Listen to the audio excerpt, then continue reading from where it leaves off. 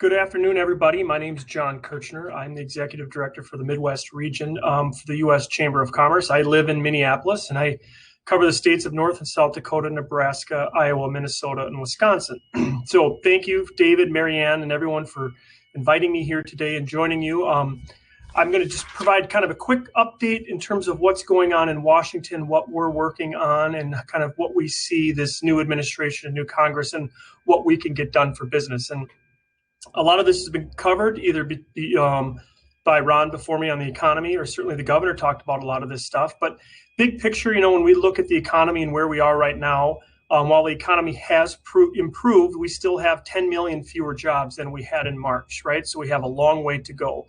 And while South Dakota's economy seems to be doing much better than the rest of the country, obviously, many of the businesses in South Dakota, their reach is beyond the borders of South Dakota and the neighboring states, or even the globe, right? And so the national economy is very important in what we're working on.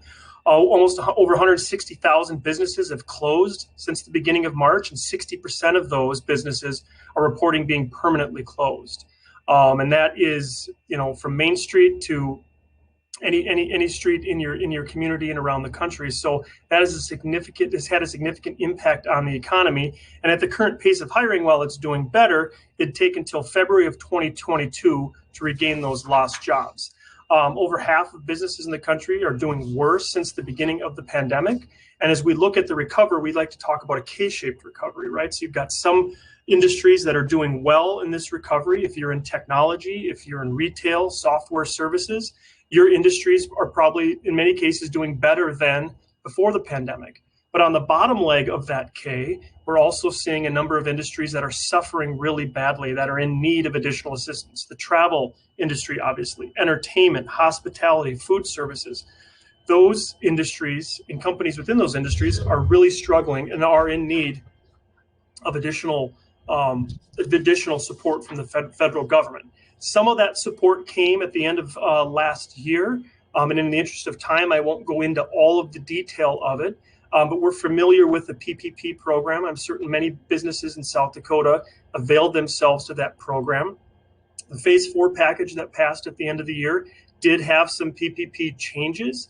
It did extend the opportunity for businesses to apply for PPP loans, Paycheck Protection Program loans. And if you'll recall, if you use that money in those loans for payroll, for utilities, things of that nature, that those loans will be forgiven.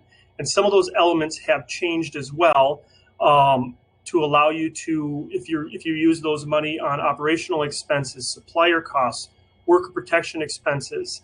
If you think of some of those plexiglass barriers you see in a lot of places, you can now use those for PPP funding as well to have those loans forgiven, so long as not more than 40% are covered by those new elements. So the goal really of the PPP program was to keep businesses open and employees on the payroll. So you need to spend 60% of your PPP money on payroll related expenses in order to have those forgiven. But those are certainly new opportunities for businesses with the PPP program.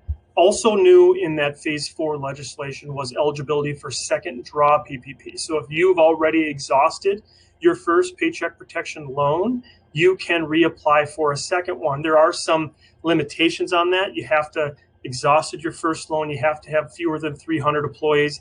You have to have a greater than 25% reduction in gross receipts. So there are some more limitations. What is new to this is 501c6 organizations can now apply for a PPP loan. So a Chamber of Commerce, for example, which we work very hard to do, is now eligible for PPP loans. And other publicly traded companies are prohibited. So there are some eligibility changes on the Paycheck Protection Program as well. So I would certainly encourage you, in the interest of time, to go to uschamber.com/coronavirus to learn more about what is in this Phase 4 relief for businesses.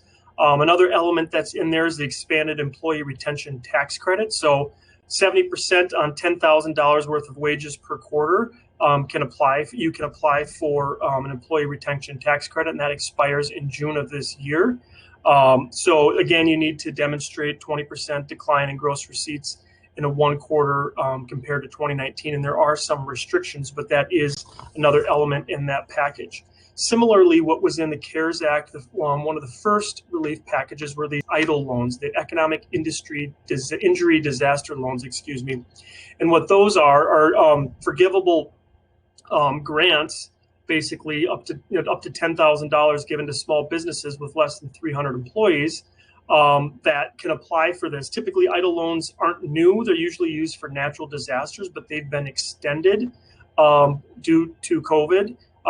That universe has been certainly broadened. And the nice thing is, if you applied for an EIDL loan and didn't get your $10,000, say you only got $2,000, you can reapply for the remainder of the $10,000 that you're eligible for. So another tool for businesses to keep their doors open and keep their employees employed and stay engaged in the economy. A new element in the Phase 4 legislation were the grants for shuttered venues. So this is we're thinking of live entertainment venues. So if you have at least 70% of your earned income is generated by live events, if you have fewer than 500 employees, if you can demonstrate a 25% reduction in gross receipts, you haven't received a PPP loan after December 27th of last year, you're eligible for these shuttered venue grants. And they're equal to the lesser amount of $10 million or 45% of gross earned revenue in 2019, right? And so these funds can be used for payroll, rent, utilities, PPE, a lot of things like that. And so there are a lot of unique elements to that. One of the criteria is you have to physically have seating that's bolted to the ground. So there's a lot. It's a complicated process. But if you are a live venue, or you certainly have 70% of your earned income is from live events, this is an opportunity for you in addition to the Paycheck Protection Program that I've been talking about. Some other programs that were in the Phase 4 legislation, a $600 per person and child stimulus checks that will be going out. There's certainly talk in a new COVID relief package of expanding that, but then also expansion of unemployment insurance for $600 weekly increase. That was $600 is now $300. And what we were seeing is that a lot of businesses, this summer, were running into employees who were making maybe more money on unemployment than they were, working for their companies. So this kind of became a deterrent to return to work, and we certainly don't want it to be that. And those extended unemployment benefits run into March of this year. Okay, as we look forward to kind of generally the state of play now with that's kind of the end of last year, moving into this year. What does Congress look like? What does the White House look like? Joe Biden, he's a known entity. He's been around Washington for a long time. He's a deal maker. He's one of those Democrats that actually likes Republicans. So that's a good thing, we believe. Is he going to be Joe Biden, the legislator, and make a lot of deals, or, an executive and try to ram his agenda through Congress? And it's still early, and we're waiting to see on that. But we're also in the world of 51%, right? The Senate is tied 50-50. The Democrats have a narrow 9 or 10 or 11 seat majority in the House, so it's very narrow. So, anything that's going to get done needs to be bipartisan.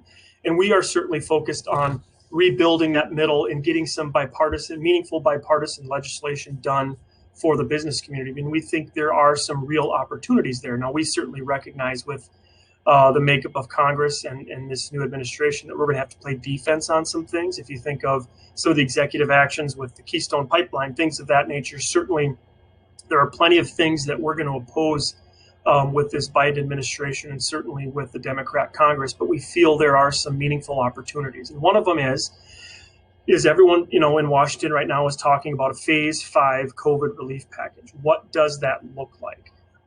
Is this going to be a bipartisan effort, which we're pushing very hard for? We feel that in order for it to be meaningful and to set an example for Washington, certainly in light of recent events in January, that a bipartisan bill is critical to being successful. Or are they going to use budget reconciliation, which is a tool in the Senate that allows, so long as you're dealing with budget items, allows you to pass legislation with 51 votes. And it seems right now that that's the direction they're going, that they don't want to have to dawdle around and work with Republicans on this, which would be unfortunate, but we're certainly hoping that we can get something meaningful and bipartisan done in this package. And when we look at what a phase 5 needs to have, a phase 5 relief package, one of the elements needs to be money for increased vaccination output.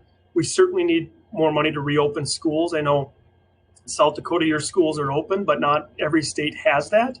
And the other one is, one of the other ones is support for child care providers. Schools and child care providers are a big, or a lack of schools or a lack of child care is certainly going to be a big barrier to return to work. That all these folks that are working from home right now are going to have a hard time getting back to the office or getting back to work if you have young kids at home that aren't in school or don't have child care. And I know at the end of last year, I read a piece that said we could lose up to 50% of our child care capacity as a result of COVID. And if that's the case, that's going to be very difficult for a lot of people to get back to work. Particularly women are the most harmed in this economy as a result of schools being closed and lack of childcare. In addition to that, we want to incorporate some automatic triggers to sunset some unemployment assistance. So as the economy is doing better, we want to start rolling some of that unemployment assistance back. We want to ensure that no workers making more on unemployment than they would be in the workforce. We want any stimulus additional checks. We certainly believe they need to be targeted to families making less than 50% or experiencing a loss of employment. If they're going to want to spend more stimulus, we believe it needs to be targeted to those who need it. But those that haven't been affected or are still gainfully employed maybe shouldn't be getting the stimulus checks the way they did earlier in the year. The other big issue is we want some liability protections for businesses from frivolous COVID-related lawsuits. We feel this is critically important. One member of Congress I was on a call with said, well, we're not really seeing a proliferation of lawsuits. Why do we need this? This is kind of a solution without a problem. And that's just not true. We're starting to see businesses getting sued around the country by employees, by customers. We have one member who's been sued by employees for requiring them to wear masks on the workforce, on the job site, and on that same employer being sued for not providing enough protection for their workers in the workplace. So businesses are going to get sued from all sides on this, and we want to make sure that the first call, if someone gets sued, isn't going to be to their member of Congress to say, hey, are you guys going to fix this and provide us with some solutions? The reality is they're going to call their lawyer first. And so we want to make sure that there are some meaningful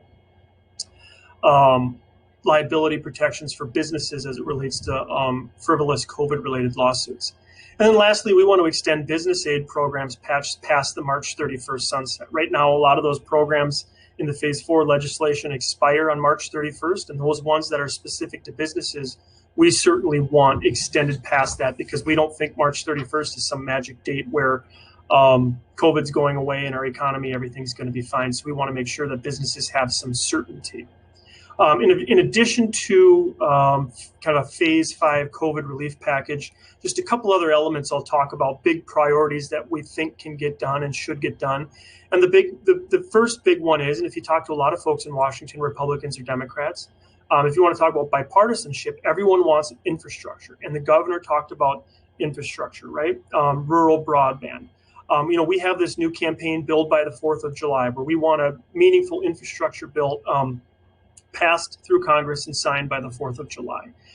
This is going to repair and update our crumbling infrastructure. It's going to stimulate our economy and it's going to create more jobs.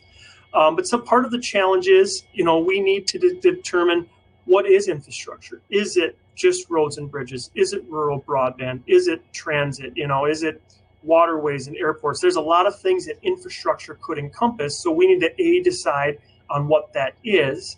And then B, the other challenge is how do we pay for it, right? The federal government hasn't raised the federal fuel fee since 1993. So we're trying to build a 21st century infrastructure on $1993. And as a result of that, what's happening is we've seen states like South Dakota, like Nebraska, like Iowa, states that no one's going to confuse with New York and California as having to raise their gas tax locally, right, to fill that gap that the federal government has left open. So, we need to find a meaningful way to fund this. And, the chamber is still in the position where until we hear a better option, that we support an increase in the federal gas tax. We feel that's the most direct way to pay for this. So even if we can decide on A, what is infrastructure, and B, how do we pay for it, we still have a couple more problems. One, we need to improve the federal project approval process. We need some permit streamlining. Some of these projects can take, 5 or 10 years and have to go through multiple federal agencies to get approved. We need to make that easier and faster for states and localities and the federal government to permit these projects and get them built. And then we also need a skilled workforce. Even if we pay for it, we know what it is, and we can get it done. We don't have the skilled workforce right now to build these projects. And the governor talked about this a little bit with apprenticeship programs, whatever that might be. We need a skilled workforce to build that. But we feel that there is a willingness in Washington and a desire to get this done. We just need the Republicans and Democrats to sit around the table and hash out their differences and figure this out, because this isn't something that we feel can be done by a single party. It needs to be bipartisan as well. And there is bipartisan support for a broad infrastructure bill. Now, there might be some disagreements on pay-fors and things like that, but we certainly believe that there is an opportunity here. The other big issue I think that we feel can get some traction and can get some meaningful legislation done is on immigration. The governor mentioned record low unemployment in South Dakota, and Ron certainly talked about the good unemployment numbers in South Dakota. But the reality is, when this pandemic is over, we're still going to have jobs without workers. And so if South Dakota is going to grow, it's not, no states are really growing anymore through natural birth rates, right? Immigration is how South Dakota and a lot of these other states are going to grow, and it's how they're going to get their other workers. Otherwise, your employers are going to be stealing employees from one another, or, you're going to have to just try to, come to my state, North Dakota, or Minnesota rather, or go to North Dakota or Nebraska or Montana, Wyoming, and try to steal employees from them, which only exacerbates their problems. So we feel like some meaningful immigration reform needs to be done. But along with that is, we do still need some border security and improve our border security efforts. But we want to increase some of the caps on legal immigration, both high skilled and low skilled. Right now, we're educating in our colleges and universities a lot of students from abroad that we're educating them and we're sending them home to compete against us, right? And so we feel that we need to raise some of those caps, both on the high skilled level and the low skilled level, to get more people here in the United States, in South Dakota, wherever we are working. And so, we don't know yet. We're still, 5 weeks into the Biden administration and this new Congress, and so everyone's still kind of feeling each other out. But I certainly believe that we have some real opportunities to get some good things done for the business community. We certainly have some challenges that we're going to have to face on the regulatory front. Certainly in the energy and environment area, there's talk about trying to put a $15 minimum wage into this COVID relief package that we do not feel fits in the COVID relief package, and we don't believe that a $15 minimum wage is the answer. The wage and salary demands of South Dakota are far different from those in New York or California. So we do certainly have our challenges, and we're going to have to play defense a lot, and we're prepared to do that. But as I've said, a million times over here today, we also are here to rebuild that middle. And business issues aren't Republican issues. Business issues aren't Democrat issues. They're Main Street issues. And we certainly believe that we can get a good working bipartisan group in both houses of Congress to get some meaningful legislation done. And with that, it is 4:03, and I don't believe we'll have time for questions. But I certainly want to thank you for having me on today, and I'm hopeful for the time when I can travel again and actually be there in person next year, hopefully to brief you or at least to sit in the crowd and hear David's witty remarks up close and personal rather than from 500 miles away in the Twin Cities. So thank you so much for having me, and I hope you all had a great event today.